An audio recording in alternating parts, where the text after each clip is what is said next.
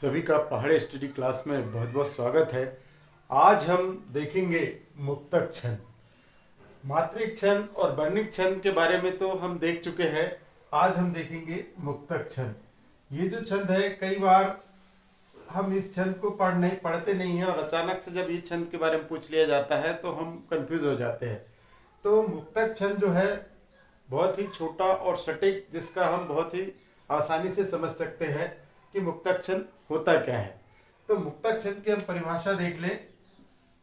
जिस छंद में मात्राओं व वर्णों का कोई प्रतिबंध ना हो।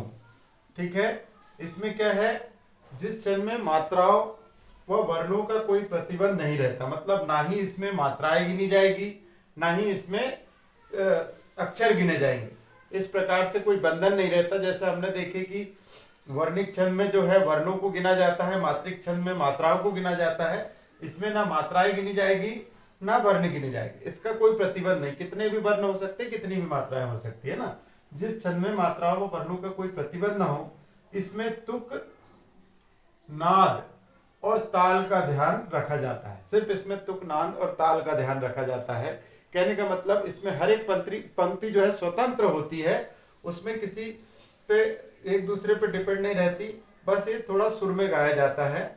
तो कहने का तात्पर्य है कि हिंदी में स्वतंत्र रूप से लिखे जाने वाले छंद को मुक्तक छंद कहते हैं, है ना। दूसरे रूप से देखें हम तो क्या है कि हिंदी में जो स्वतंत्र रूप से जो छंद लिखे जाते हैं, जिनपे वर्ण और मात्राओं का प्रतिबंध नहीं होता है, वहाँ क्या होते हैं, मुक्तक छंद होते हैं। तो आपको स्पष्ट अब ये क्लियर हो गया कि हमने देखे कि मुक्तक छंद में मात्राएं और वर्णों का कोई प्रतिबंध नहीं होता है। ठीक है, और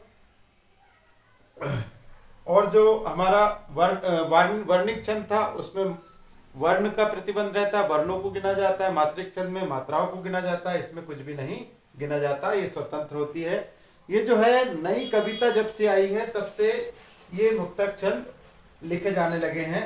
तो देखते हैं उदाहरण के हिसाब से। जैसे उदाहरण, जाग मुसाफिर यह साल चली, जाग मुसाफिर यह साल चली, 9 साल मनेगी गली गली।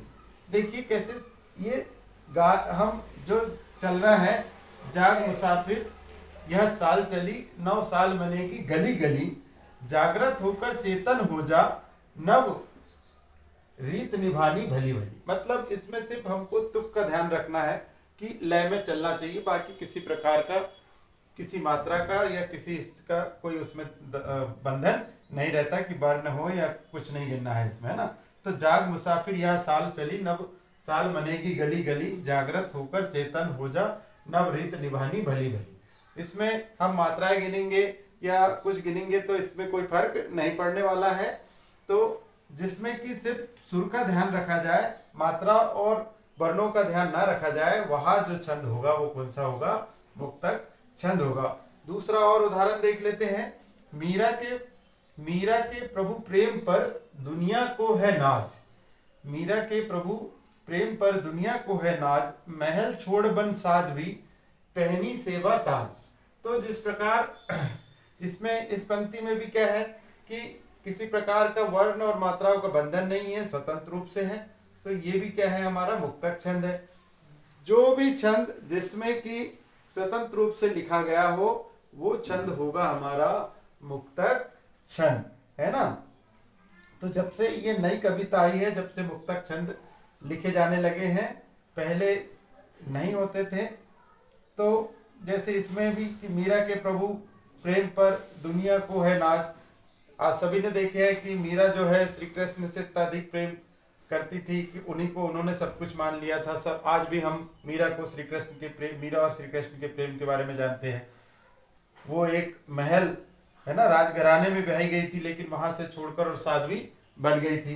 तो महल छोड़ बन साध्वी सेवा, राजपाट, महल में रहने का जितना भी जो ऐशो आराम की जिंदगी उन्होंने बिल्कुल भी ना जी, और साध्वी बनकर श्री कृष्ण के प्रेम में जी।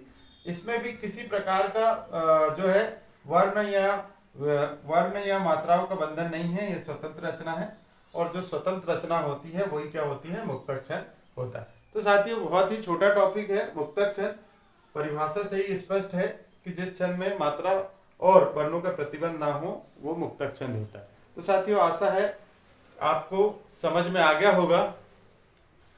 हम वर्णिक छंद और मात्रिक छंद पे पहले ही बात कर चुके हैं, आज मुक्तक छंद पे हमने चर्चा कर लिए हैं।